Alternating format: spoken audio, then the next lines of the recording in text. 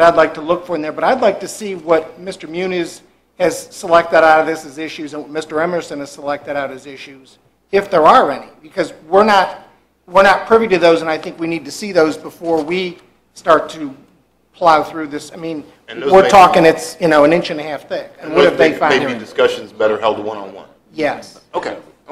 So between now and the 26th, you should have time I'd like to see the findings from both of our attorney and our consultant. The consultants are in there. The attorneys is not. It's just a clean version of the contract that they negotiated.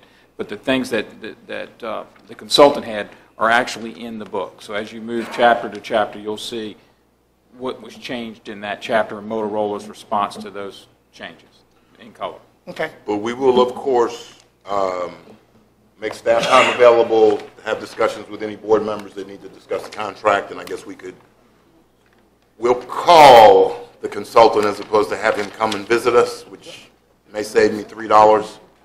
Okay. Is that fair? So we're going to table this till the 26th. If we're ready then, we will vote on it then? Are we going to vote to table? That was your motion. My motion with a second. Seconded by Mr. Black. Discussion on the motion? All in favor? We're delaying the discussion of this until the 26th. We'll put it on the agenda then. And if we put on the agenda for a vote on the 26th? It has to be, right? Because that's the time. Right, if the board is ready by then. So that's it. All in favor say aye. Aye. All opposed nay. Motion carries unanimously. I'll take a break now. Okay. Agenda item number 8 is the authorization to issue an RFP for financing of the proposed radio system. So while we discuss about how we're going to get it, we have to discuss about how we're going to pay for it. This is an RFP process that, from my understanding, the county can turn around in 30 days. So is there a motion to at least release the RFP for financing? We basically send an RFP out to banks, financial institutions, see what the rate is. And so move. Take the best rate. Thank you. Second. Motion made by Mr. Taylor, seconded by Mr. Black. All in favor say aye. Aye. All opposed nay. The motion carries unanimously. Agenda item number 9. Mr. Fincham, you have the first reading of proposed text amendments related to private boarding schools. Mr. Chairman, members of the board, excuse my voice. Attached for your consideration are, for first reading, are 3 proposed amendments to the zoning ordinance, which would add a use of a private boarding school in the Rural Preservation District, together with minimum development standards that would be set forth in Article 15, Section 8, which is the supplemental regulations. Pursuant to SPEX 07-2012, staff had reviewed all the program information that was provided throughout the zoning process. And while the application has certain characteristics of the therapeutic healthcare facility under which application was made, it also had many characteristics that were more closely akin to a boarding school. Notwithstanding the background issues related to the Abundant Life Academy application, staff and the Planning Commission believed that the zoning provisions for boarding schools might be an appropriate use that the board would want to consider adding that to the potential list of special exception uses in the RP district. And that's what these amendments would do. Understanding some of the issues related to the ALA application, there are a number of other examples of boarding schools throughout the Commonwealth of Virginia that we could not accommodate here in Caroline County if a similar facility wanted to apply and locate here. Fork Union, Hargrave Military Academy, St. Margaret's down in Tappahannock, are all examples of boarding type schools. Caroline County could not accommodate any of them if it wanted to. So the proposed text amendments that you have before you would allow that type of use as a special exception use in the RP district together with the development standards and would define what that boarding school is. With that, I'll address any questions that the board may have. Any questions for Mr. Fincham at this time? I just was kind of curious, where it says minimum acreage for boarding school, 85 acres, is that typical, or if you look on, That's the last. You're in the general standards. I mean, I'm just kind of curious where you came up with the 85 acres. Actually, The last page. yeah, I see it. 80 to 90 seem to be in the range, so we, instead of going low or high, we kind of split the difference. But 80, you could go with a number of 80, which would be close as well. Allows athletic facilities, ball fields, things like that. Okay. Thank you. Mr. Sealy? I have none, Mr. Chairman. Mr. Underwood? None, Mr. Chairman. Mr. Akers? No, sir. Mr. Taylor? Okay, I just have, I have one, Mr. Fincham, and, since this came from ALA or that was the genesis of this thought process, the board, or at least a couple of members on the board, were given information that the ALA actually had been closed by Child Protective Services. Yes, sir. During their, I guess, existence. We have addressed things that we talked about during the board meeting, the classrooms, curriculum, student body type, security plan. We haven't addressed anything in here about if you've been closed by Child Protective Services and all your students were taken away. Should that be in here? I think that's an issue for the board to consider during the application process as to the background information concerning the viability of the facility. I'm not sure how I could craft a standard specific to Child Protective Services related to that issue without it potentially affecting other facilities for which that may not be an issue. So I think that's better, staff's opinion, I think that's better addressed during the review process and not as a standard, or added as a condition. Remember, these are standards. The board can still impose conditions. This is an SE, not a voluntary proffer process. Okay. And I mean, I don't know why that wasn't a little more widely known, since I know people that knew it, but that's another story. So, okay. How does the board wish to handle this particular text amendment? We can move it to a second reading. We can send it back to the Planning Commission and ask for additional input. They may or may not be able to craft other language, or we can do something else. Mr. Chairman, my thoughts, I'm not sure why we would send it back to the Planning Commission. I'm not sure why. To add additional language and to address my concerns. But he's just indicated that he doesn't see how, at this level, he can add additional language that's going to address your concern. Well, my statement was maybe the Planning Commission could craft language, not necessarily Mr. Fincham. But he is I don't have to do that. He's the one that has to. I guess my thought is the fact that those issues could be addressed and should be addressed when an individual application comes forward. Okay. That's my thought. I don't know what you're going to get from going to That's back to fine. the Planning Commission. As Mr. Fincham said, that is the decision-making process of the board, one of the Yeah. factors that are in it. Okay. Mr. Chairman, I'll Would you like make a to move to motion to second? go ahead, we go for the public hearing. We got to go to second hearing. Or skip second reading. Skip the second reading, go to the public hearing. Let that be. Yeah, right, okay. We're Second. going to public, okay.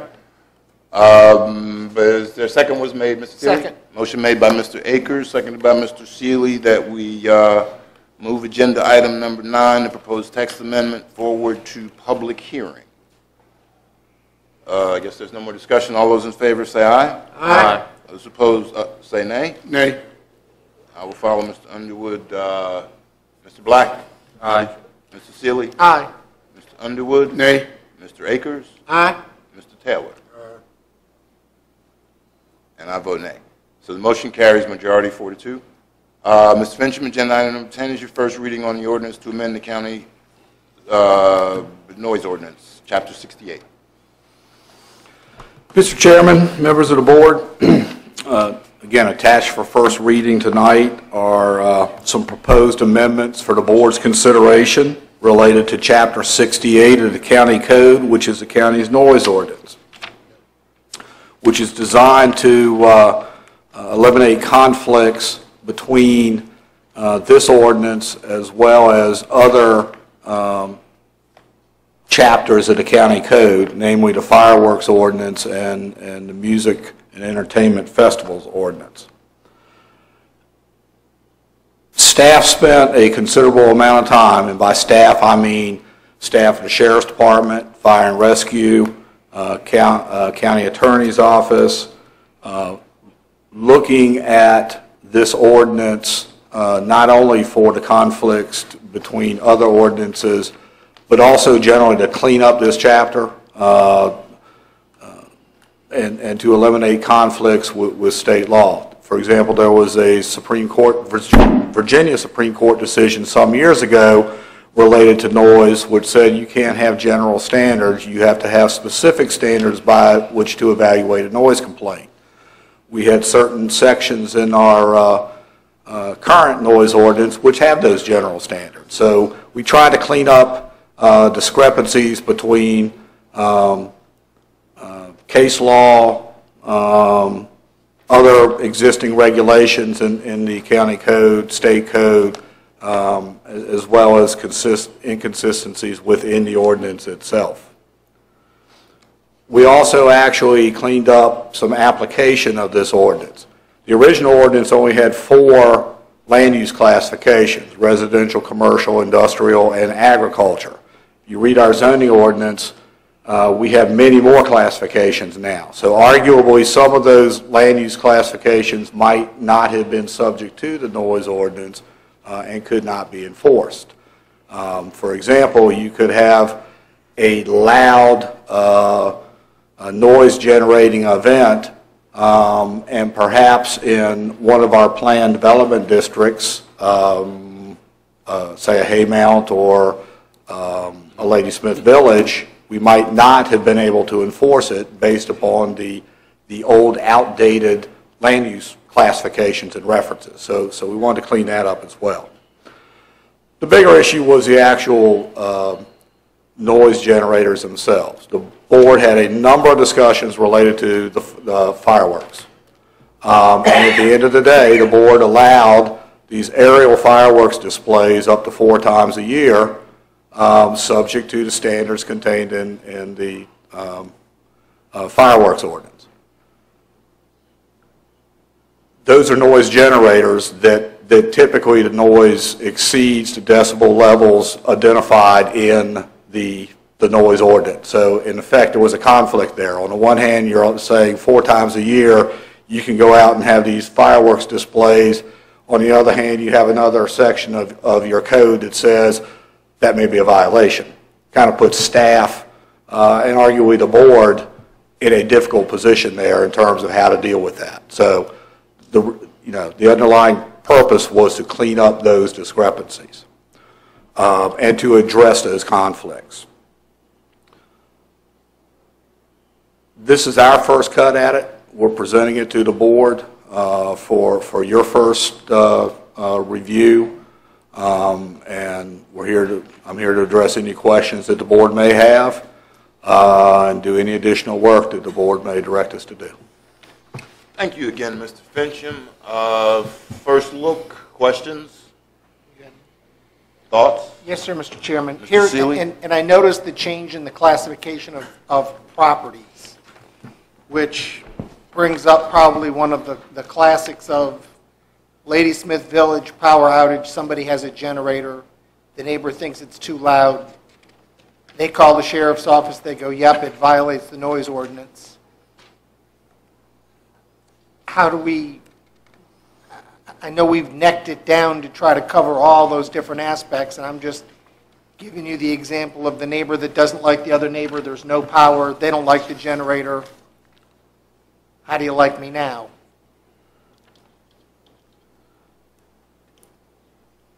Would there be a state of emergency declared when there's no power? Not necessarily. It just depends. A thunderstorm comes through, Knocks takes it out a out. bunch of poles. Okay. All right. Hurricane now, different, state of emergency, yeah, you're probably okay, but if it's not. Well, I was just thinking, we could have a state of emergency clause that if the power goes out, I'm just You trying to get be to run your mindful generator. of what could happen, since we have dwellings that are very close now in places, and I know how angry people get when they hear a generator running. It's incredible how angry some people can get about if the it. power's out and you're going to let me plug my refrigerator in, I'm not mad at all. Right. But okay, It's just a question. I don't know how we can handle that. What I don't want to do is get the sheriff's office involved in two neighbors who are already at odds, and this is an opportunity to draw them into the situation. I'm not sure 68-8, which is the exemptions, I'm not sure there's a clean exemption under that section that would address those, that example. So certainly that's something that we can look at. would noises resulting from emergency work as defined be, well, you define them, but I'm not sure it's really emergency work. There, I'm thinking about water line breaks, you're having to replace a water line and you're out at 2 a.m. I'm trying to work at it. I couldn't figure out one, and that's why I'm just asking. I mean, I'm on that page, and that's why I'm asking that. Could you just not include the wording for Generators? generators? I mean, the fact is, Emergency generators would be exempt. yeah, I mean, spell it out. And I'm just, it's not here, it's just something to think about, because that will be the next thing, and you can have the sheriff's office involved in something that they can't get out of. Emergency generators are exempt. Mr. Chairman? Mr. Fenchman, in relation to the state fair and the neighboring properties, kind of talk to me about what this means for those folks and with this ordinance change.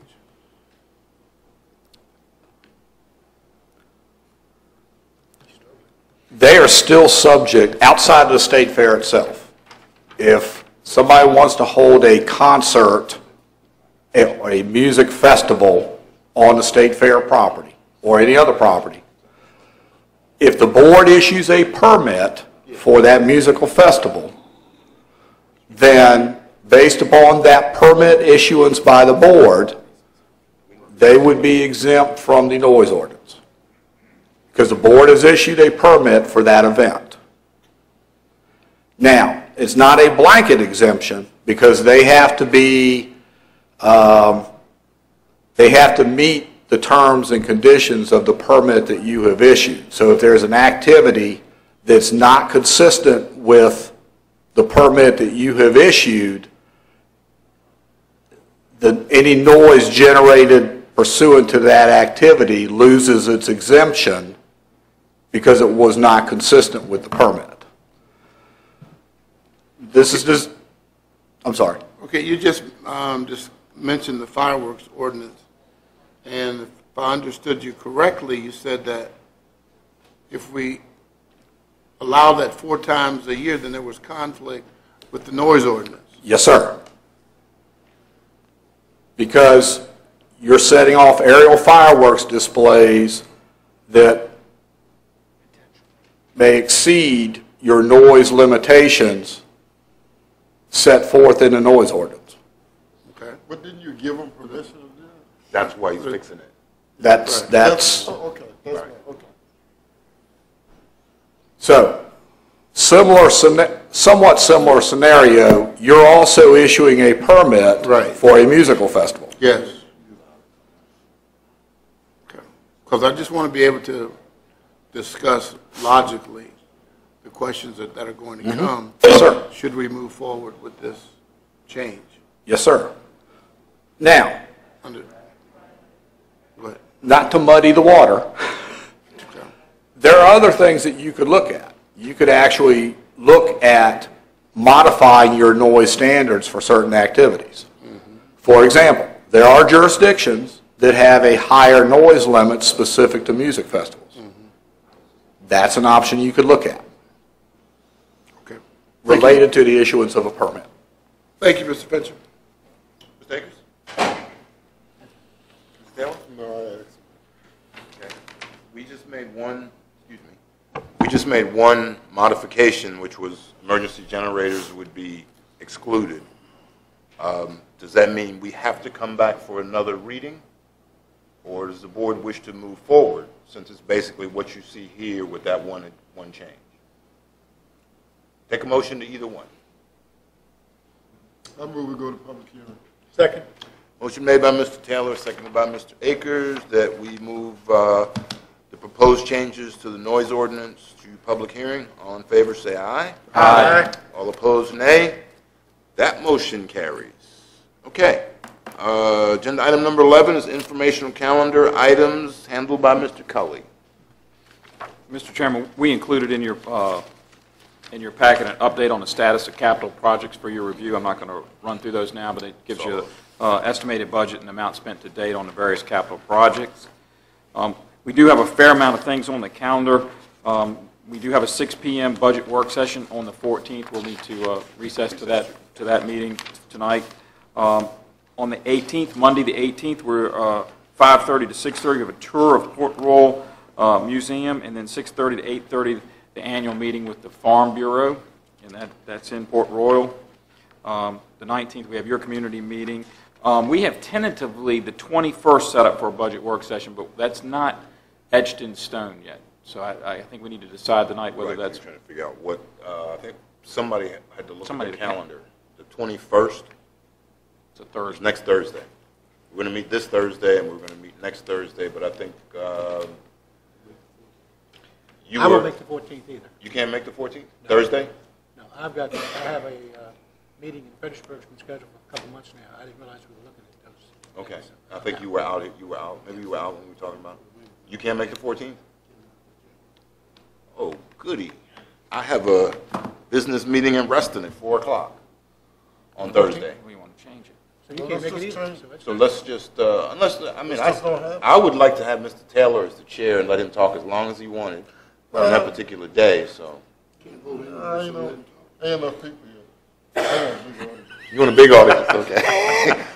All right, well, let's look at it again now.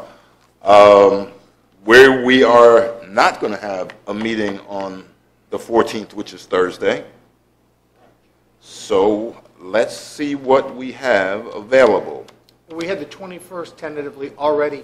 You had the 21st was the one we were talking about as the second meeting. Ooh, okay, I can miss that. All right, is the 21st working? For me, it does. Mr. Underwood? I'll be late. I'll be flying in, get in at 7. You get in at 7? Should be here by 7:30. Unless you're landing at AP Hill, we're going to be in trouble. You are. All right, well, we're going to do several budget work sessions.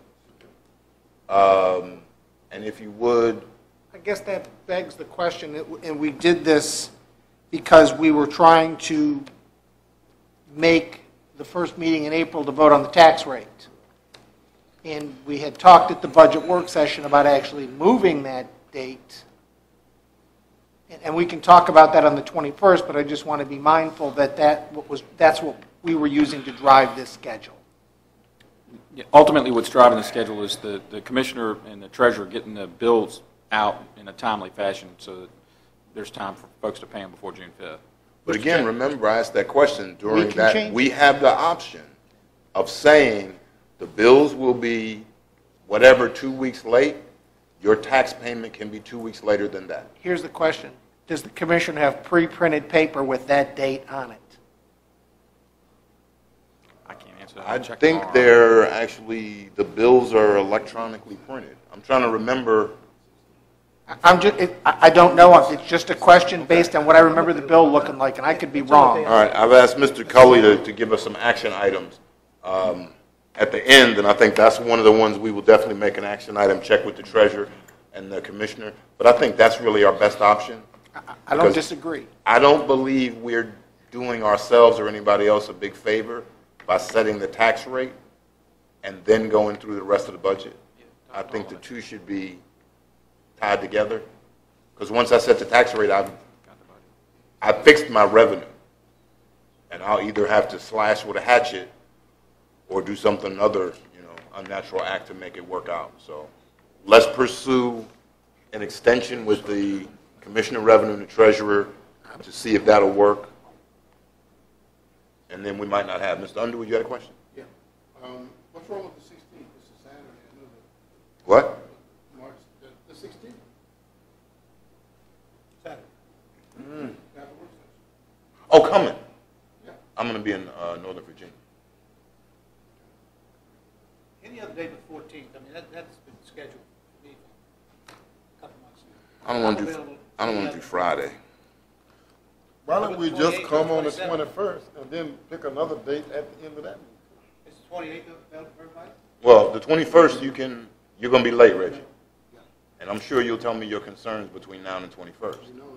So, all right, we're going to go with let's go with the 21st. And then you said the 28th. That gives us 2 meetings within a week. With the 26th is our next meeting, which is when Mrs. Carter, the Commissioner of Revenue, is supposed to come back and give us the personal property numbers. Also your public hearing on budget and See if I can change my Right, and that's we're gonna have a public hearing on the budget then too, but on the 26th. That's advertised. Right, but then again, that's a public hearing on the county administrator's proposed budget. So they're gonna be talking about the 5-cent tax increase, which we're not gonna do, and some other things. So So are we putting on here the 28th? we're putting on here the 21st and the 28th. So we're not gonna meet 6 o'clock. We're not gonna meet on the 14th.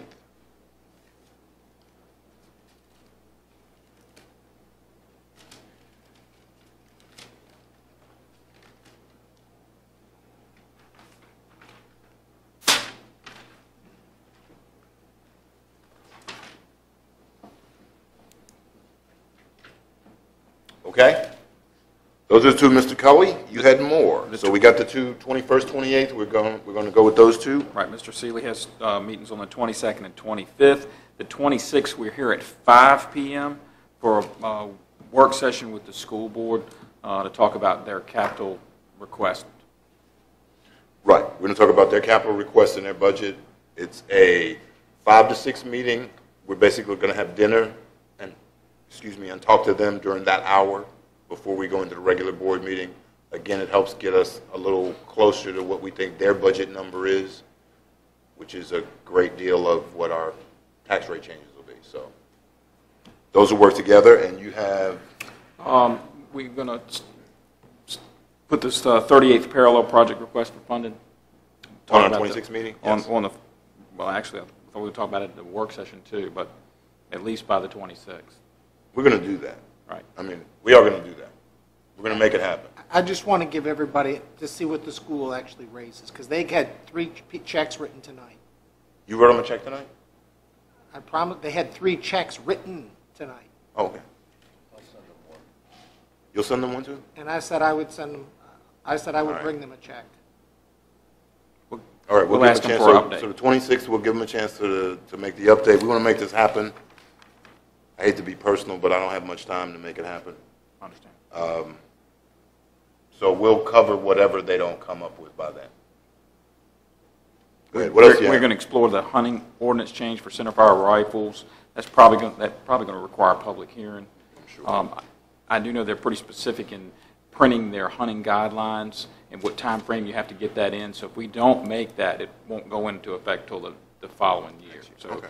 we may have gotten that request a little bit late if it's due to this Game and Inland Fisheries folks, like April or something or other. I'm going to look into the Bowling Green, what was brought up about phased-in revenue for the boundary adjustment Port Royal, right. for Bowling Green, to see what y'all did, because I don't know any history on that. So I'm We going to. did. That was the local government commission, so I'm sure Right. that was. There's gotta be some something records. In the agreement itself. Right. Because that was a local government. It was 50% the first year, 40, 30, 20, I think 10, that's probably- and then the 5th year, nothing. So we started 50 and we went through 5 years to go down. You know, we also got to make sure that's enough money for them to pay for the water system debt service.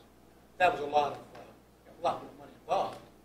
far as revenue. Right. And then they said for 20 years they wouldn't apply for another annexation. What else did they say? Was that it? That was pretty much it. Okay.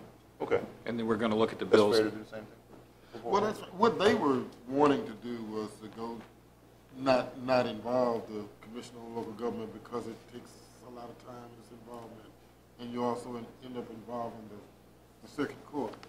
But again, it is what it is. Is we there gotta- a way, no, we have is to there do a it. way that the two governing bodies, Ben, can make that agreement? They can, but they can't. I think they can. But doesn't it still have to go The to the governing Commission on bodies- Local Government? Say again. Doesn't it still have to go before the Commission on the boundary adjustment agreement? We decide with Port Royal tomorrow that, yes, we're going to do this, go ahead. Yeah, the boundary adjustment, not revenue sharing? No, and can we do a local agreement between us, the Board of Supervisors, and Town Council for revenue sharing over the next 5 years without going through local governments or the courts? No. I'm You can told do we it, but can't. you end up having to go through the commission. Commission on They have to Local approve it. Government. Yeah. Right. My other question is, can we say, is it possible to say to Port Royal, yeah, we're going to agree to the boundary adjustment, but the effective date will be January 1 of 2015, or 2014, or whatever the date is. Right. And at least it does not, my concern, one of my major concerns is the fact that we started the budget process back in October and November. They came in December and said, we want to pull, it's estimated $70,000 out of your revenue stream and now go there. If it gives us a year, an additional year, to work through that process of trying to replace that $70,000, and $70,000 doesn't sound like a lot of money, but it's what, third of a penny or something like that, then I think it helps the Quarter. process some. So can we make the agreement, but make it effective at another date? I think so, but I'd like to look and just make sure. I mean, there's a We'll just get those a lot of options, because we've statutes already- on this, but I think you probably could. I mean, we've directed staff to look at it, so that's one of the things. If there's Okay. anything else you have, I was just curious Get it to what we Mr. could Cullen. legally do. I thought for sure we had to go to Commission on Local Governments at some point in time, plus have a public hearing. I knew we had a public hearing. But what we're doing is we're giving them our agreement to move forward with the boundary adjustment so that they can put that in their grant application. Because to tell you the truth, all bets are off if they don't get the grant. Again, you can't say that. No, but I'm just saying, if they don't get the grant, I don't know what they do. Oh, well, That's what I'm saying. I'm not saying, we're going to do what we can for Port Royal, but it's up to whoever is the evaluator of grant applications that's going to determine their success or failure. Because if they don't get the grant for the new water system, they're going to have a hard time finding $400,000 in cash there. See, that's not, I don't want to sound cruel, but that's not my problem. That's their problem in town council. In order to resolve that issue, we're doing, I think, what we can do Right. to help them. Right. And if they don't get the grant, they don't get the grant. Okay, so those are the kind of things we want to look at in the Port Royal agreement. And do you have anything else? No, sir, Mr. Chairman, that's good. That was it for action items? Okay, we're good? All righty. Closing board comments, and I need a motion in between. Closing board comments, Mr. Black? None. Mr. Seeley? You're Yes, not gonna read sir, that whole Mr. thing. Chairman. Huh? Yes, sir, Mr. Chairman. That was it? No. Okay. And I'm going to go back to the bill, and I'm going to look at the actual findings that we were given. And the savings that I see in these findings, over time, it's 5,000 in one place. We don't know what the equivalence is in actual, what was not given in bills that was paid from the county, from counties, by the county for services that we don't have bills for. We have in here some interesting things on some of the computers that don't have any traceability. If there was ever an investigation, the legal costs of that, because we wouldn't have caught that, would be beyond anybody's wildest expectation because we wouldn't have any ability to go back and figure out how that happened. All of the users in a particular department are using the Same same username and password. So there was no differentiation between users. Nope. The review of the cash collection site and procedures. I mean, come on, guys. This is the kind of stuff that if we didn't catch it now, and we didn't, and I think this audit, I think they ought to be applauded for what they found, because they are things that we, as a board, are never going to stumble on unless something takes place, that we actually have somebody sitting in front of us going, okay, we're here in an investigation for such and such that's not right. I think it's great that we changed auditors, and I think that what they found, bank reconciliation items and other interdepartmental communications. That's the findings from the This auditor? is the findings. Okay. This is the kind of, we would have to pay somebody forensically to come in Okay. and Can you be a figure this out. little less specific in your? Well, I can, but I'd like to see us pay this bill and not go to the company and say, you know what, we don't appreciate what you did for it, we don't think there's any value in it. And I see tremendous value in this document. $30,000 is a bargain for this. And I'd like to make a motion that we pay this bill and discuss it with the departments, because we have saved ourselves a tremendous amount of grief, money, and anguish by having this company come in and actually do this. That was very good, Mr. Seeley. Second. You have a motion and you have a second. Normally we don't, but you have. So, discussion on the motion. I guess we've had enough already. All in favor of Mr. Seeley's motion to pay the auditor the additional $30,000, say aye. Aye. Those opposed, nay. Nay. Okay, it appears we're 3-3 again, so we'll. Well, I just think it's criminal that we're trying to beat somebody up who did legitimate good work for the county because departments weren't taking care of what they should have been taken care of. I agree with you, and we will have at least 2 weeks to try to sway one way or the other. Okay? Was that it, Mr.? That is it, Mr. Chairman. Thank you very much. That was very good. Mr. Underwood. Mr. Chairman, just a point of record, I am not saying that the auditors did not do good work. I'm not saying that the bill should not be paid. I just think there ought to be some accountability. So just like to say that for the record. Second, in terms of the monies that would be lost based on the land acquisition by Port Royal or the annexation, all that money goes to one pot for us in meals tax. So when we look at the school budget, that means if we agree to that, they would start at a $70,000 deficit. It's a little different if we had it spread over different departments, but to just yank $70,000 from their budget means that before they ask for additional funds, that $70,000 comes directly out of the meals tax, which goes to the schools, which this board agreed upon. So now we're saying we're going to yank that money from them, and I think we should find another way to make it work. If we're going to make it work, it shouldn't just come from the school's budget. It's a tough scenario, I know, but it's one we have to look at. Okay, and I've asked Mr. Culley to have staff fine-tune that number and all of the resources where they come from to make sure we are. Thank you, Mr. Chairman. Thank you, Mr. Underwood. Mr. Akers? Do I have to give you No. Do I have to give you Mr. Taylor's speech? Okay. Mr. Taylor, 3 minutes. I would just like to thank staff for assisting me with my meetings on the past week, Alan and Mr. Cullen, and they went well, thank you. That's all I have.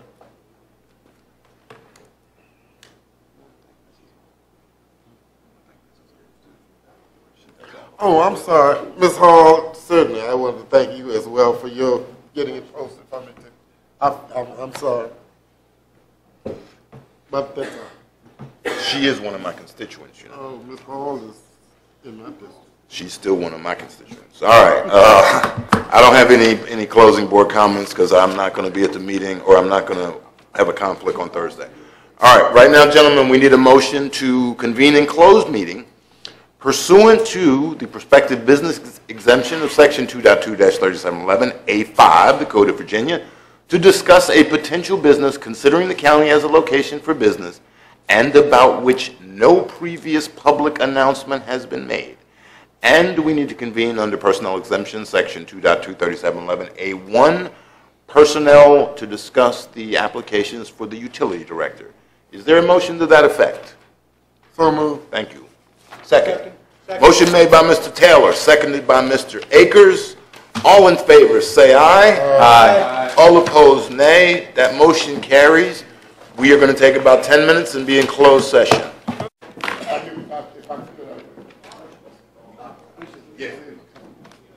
All right, gentlemen, gentlemen, we are ready to come out of closed meeting. Is there a motion to come out of closed meeting? So moved, Mr. Chairman. Second. Motion made by Mr. Underwood, seconded by Mr. Akers. All in favor, say aye. Aye. All opposed, nay. Motion carries. Understand we also have an additional personnel matter we wish to discuss, so there needs to be another closed meeting, personnel exemption, section 2.23711A1, to discuss. Do we have to certify this one? Okay, let me. No, we didn't do that. I'm sorry. So we need to certify the first one. Mr. Black, you certify only those things we went into closed session were discussed? I so certify. Mr. Seeley? I so certify. Mr. Underwood? I so certify. Mr. Akers? I so certify. Mr. Taylor? I so certify. And I also certify. Now we need a motion to go into closed session, section 2.23711A1, Code of Virginia, to discuss personnel matters involving an officer of the county. So moved. Second. Motion made by Mr. Taylor, seconded by Mr. Underwood. All in favor, say aye. Aye. All opposed, nay. We'll now be in closed meeting again. Yeah, they're good. Reg? Gentlemen, we'll come out of closed meeting. Is there a motion to come out of closed meeting? So move. Second. Motion made by Mr. Akers, seconded by Mr. Taylor. All in favor, say aye. Aye. All right, do you certify that only the business matters we discussed in closed meeting were what we discussed? Mr. Black? I so certify. Mr. Seeley? I so certify. Mr. Underwood? I so certify. Mr. Akers? I so certify. Mr. Taylor? And I so certify. So now we need to adjourn to... Recess. I make a motion, we recess to the 21st of March in the, Do we recess or adjourn to? How about the 18th? Do we have to recess the 18th? yeah, we're meeting on the 18th. We're getting together at the Port Royal Port Royal event. as a board, so we're doing the Port Royal Museum and the Farm Bureau. Are we gonna convene a meeting there? No. I think you're going to visit and tour their building, and then you're going to be at their annual dinner. At Farm Bureau's meeting. So it That's is, a Farm Bureau meeting. It's a Farm Bureau meeting, so it's two different things. We're not taking any action. No. are we gonna recess We're gonna- or adjourn? We need to recess. Recess to Recess to the 21st of March in the OOC, EOC EOC at 6 at o'clock. 6. That works. Sound good. Second. Okay, motion made by Mr. Seeley, seconded by Mr. Akers. All in favor, say aye. Aye. Opposed, motion carries. We're recessed to.